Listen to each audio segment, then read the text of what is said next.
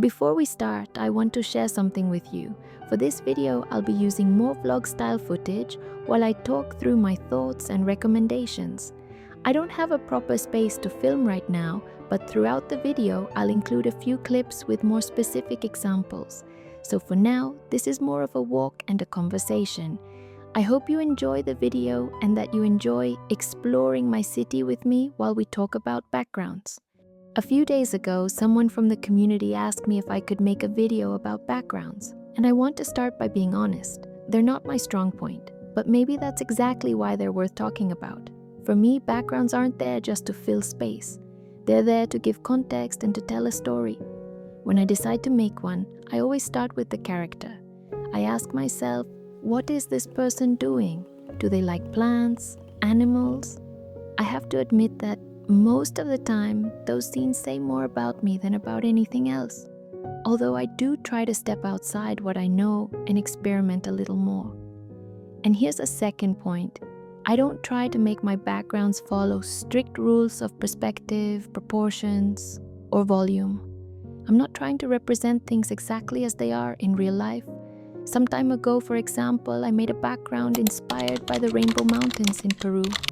Not to make them accurate or exact, but because the world feels huge, beautiful, and endless to me. For me, the world itself is already an infinite source of inspiration.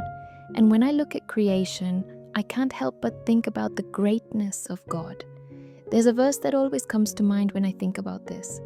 Psalm 19:1 says, "The heavens declare the glory of God, the skies proclaim the work of his hands."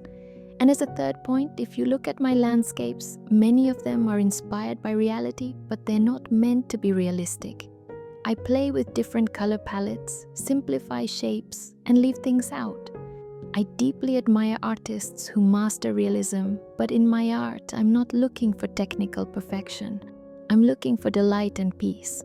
I know many artists might not agree with this, and I truly respect that. But personally, I find a lot of joy in working in a more free way.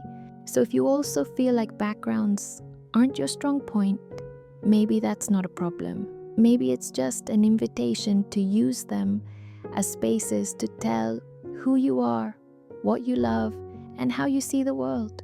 3 things that help me when I make backgrounds. 1. Going for a walk and looking with intention. Many background ideas don't come to me while drawing, but while observing. Going for a walk, sitting at a cafe, looking out a window, a wall full of plants, a corner with a fruit stand. It helps me think about the story I want to tell, the composition, or even the characters. 2. I start small. I don't think about the whole background. I start element by element. A plant, a window, a table, a mountain. When I try to solve everything at once, I get stuck. But when I start small, the rest slowly falls into place. 3. The background comes after, not at the same time.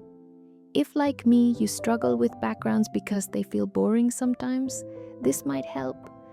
I don't start with the background, I start with the character. And only then do I think about the space around them.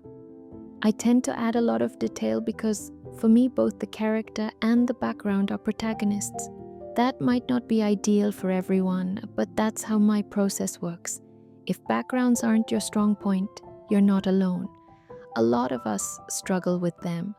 I hope something I shared today helps you look at backgrounds with a little less pressure and a little more curiosity. And if you have your own way of making them, I'd love to read you in the comments.